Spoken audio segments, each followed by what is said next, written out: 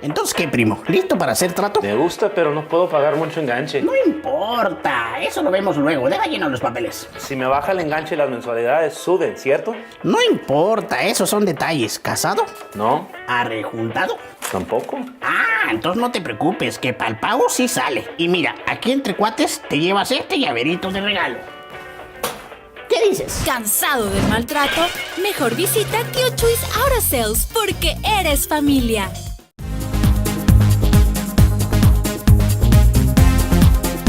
We need to do something. We need to do something soon because there's thousands of people, regardless the promises, regardless, what the was said in the past, they're still being deported from this country when they have children here. And the people who have been deported from Oklahoma, they have families separated for years. And maybe one day you guys will decide in Washington that this is the way to do it. But what are we going to do with those families? They are really separated.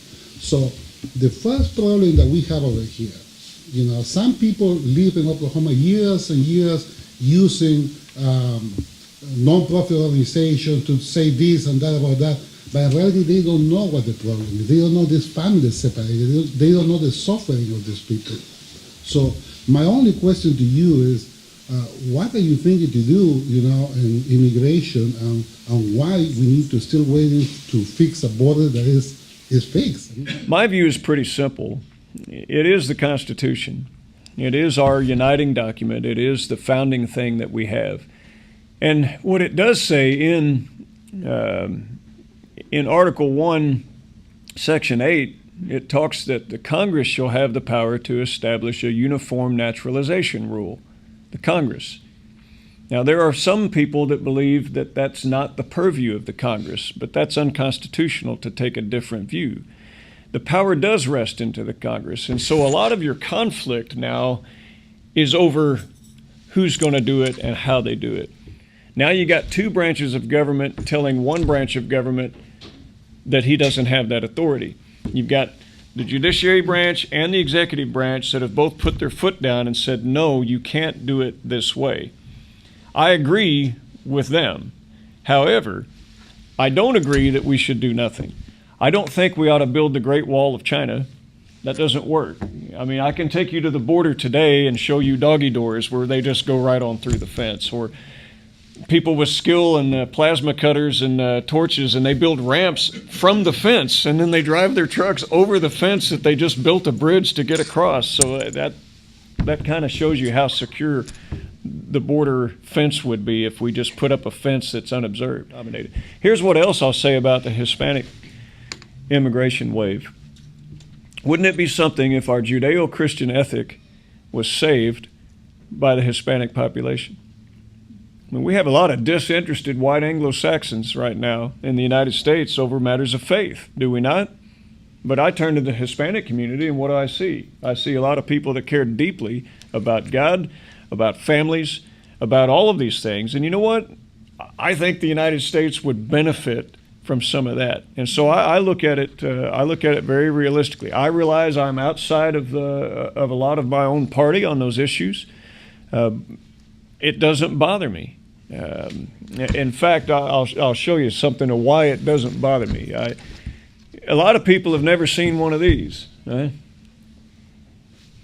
I bet y'all have, many of you in this room. That belonged to my youngest daughter, my youngest adopted daughter. Now, my youngest daughter is naturally born, but that's a permanent residence card. 3 of my kids came to this country on a permanent resident card.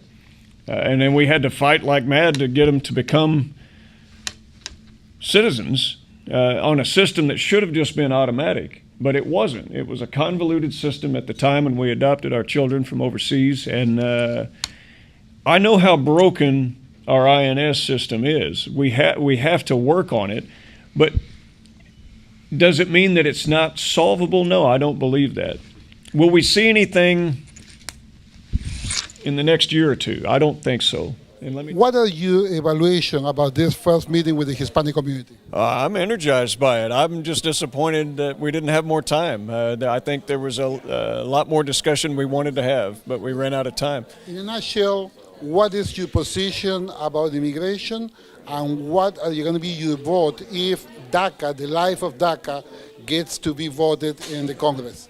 Well, I think that the big fight right now is between the executive branch and the other two branches of government. You know, Congress has the power. We need to be the ones that set the uniform naturalization rule, as it says in the Constitution. But look, I'm not afraid of immigration. I think we have to find a way to make it legal, and we have to bring in the right things that we can do to make our nation stronger. We are a nation of immigrants. What is going to be your vote is if DACA and DAPA for the families get to be voted in the Congress? It depends on whether or not I believe that it would be constitutional. And until I can see what the bill would be or how it comes up, I can't tell you what I would vote on it.